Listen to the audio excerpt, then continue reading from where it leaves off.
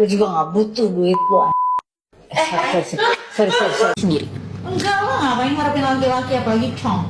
Awal aku gak bisa bedain, gue juga dulu gak bisa bedain sih Cong atau laki. Sekarang aku udah bisa bedain antara Cong sama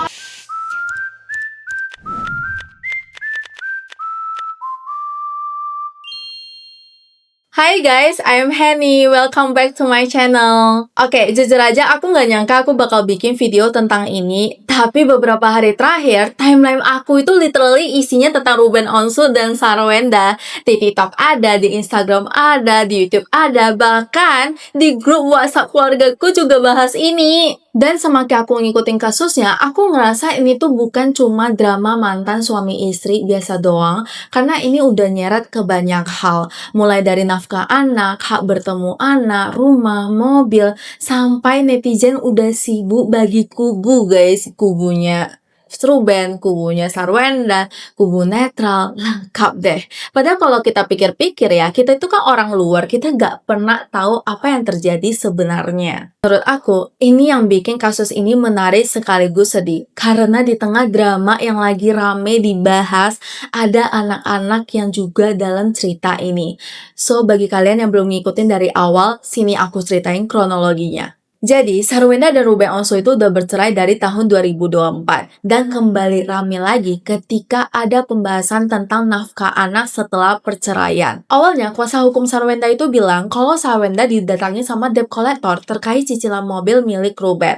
Nah, dari situ pembahasan mulai menjalar kemana-mana, termasuk biaya sekolah dan kebutuhan anak-anak. Pihak Sarwenda juga bilang kalau sejak akhir tahun 2025, biaya sekolah dan kebutuhan anak-anak itu ditanggung sama Sarwenda sendiri. Dan ya, begitu isu ini keluar di publik, langsung netizen itu heboh.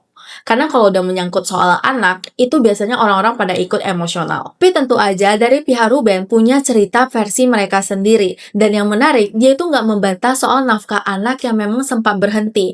Iya, itu biasa uang anak-anak kan. Tapi kan memang di 6 bulan terakhir itu memang aku beneran nggak kasih. Aku iya, enggak. Ya.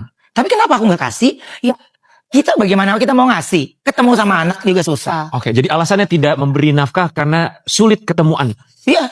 Dia juga bilang kalau dia sengaja ngelakuin hal itu karena dia ngerasa kesulitan untuk mendapatkan waktu bersama anaknya. Dan disinilah netizen mulai perang pendapat. Karena masing-masing pihak itu punya cerita yang berbeda. Habis itu suasana makin panas. Mulai muncul sindiran-sindiran. Mulai muncul pernyataan dari kedua kubu. Dan yang bikin aku agak sedih ketika masalah ini, pembahasan ini mulai fokus ke anak-anak.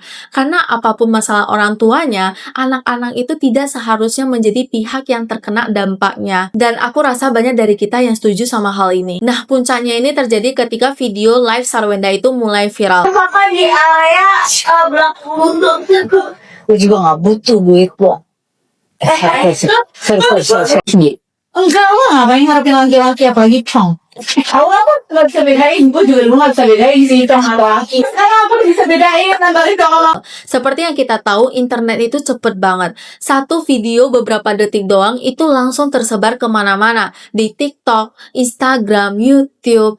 Pokoknya susah banget deh untuk nggak ngeliat. Dan akhirnya netizen langsung bereaksi. Ada yang marah, ada yang kecewa, ada yang ngebela, bahkan ada yang ngehujat. Padahal kalau dipikir-pikir, kita itu belum tentu tahu konteks lengkapnya itu seperti apa. Dan menurut aku, ini salah satu masalah terbesar di era sekarang. Kadang kita cuma ngeliat video beberapa detik, video beberapa menit, kita langsung ngerasa kalau kita itu udah paling tahu cerita sebenarnya itu apa. Tapi bukan berarti aku membenarkan sikapnya Sarwenda ya. Saya minta maaf atas video yang beredar tersebut dan terhadap semua yang telah terdampak oleh karena hal tersebut. Maaf yang terdalam kepada anak-anak saya. Apapun yang terjadi di antara kehidupan orang dewasa, mereka tidak seharusnya terbawa ke dalam pemberitaan yang beredar.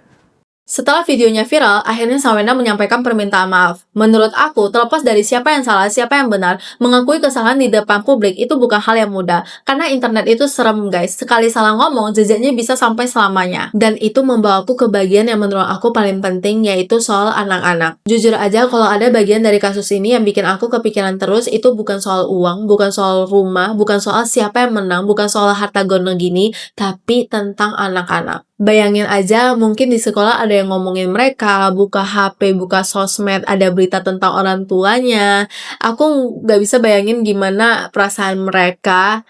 Tapi pada akhirnya, anak-anak itu tetap sayang kedua orang tuanya. Mereka nggak peduli siapa yang benar, mereka nggak peduli siapa yang menang debat.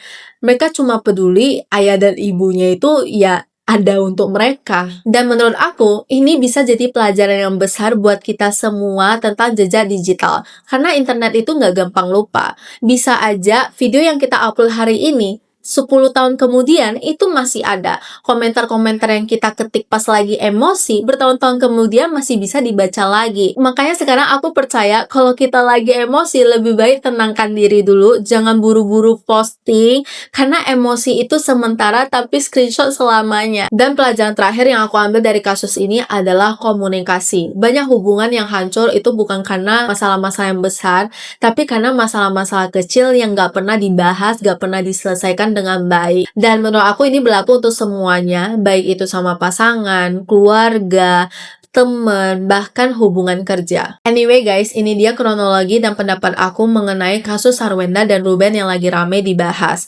Sekali lagi, ini tuh cuma opini aku pribadi dan aku tidak memihak siapapun. Kalau menurut kalian gimana? Kalian tim Sarwenda, tim Ruben, atau tim netral kayak aku? Tulis di kolom komentar dong, tapi santai ya, jangan saling serang. Oh iya, aku juga mau bilang terima kasih banget buat kalian yang udah support channel ini. Kalau kalian suka konten-konten kayak gini, kalian bisa join membership aku. Di membership ini kalian bakal dapat konten-konten eksklusif, update lebih awal, dan pastinya bisa membantu channel ini terus berkembang. Dan jangan lupa like, comment, and subscribe biar kalian gak ketinggalan video-video aku selanjutnya. See you in the next video. Bye-bye!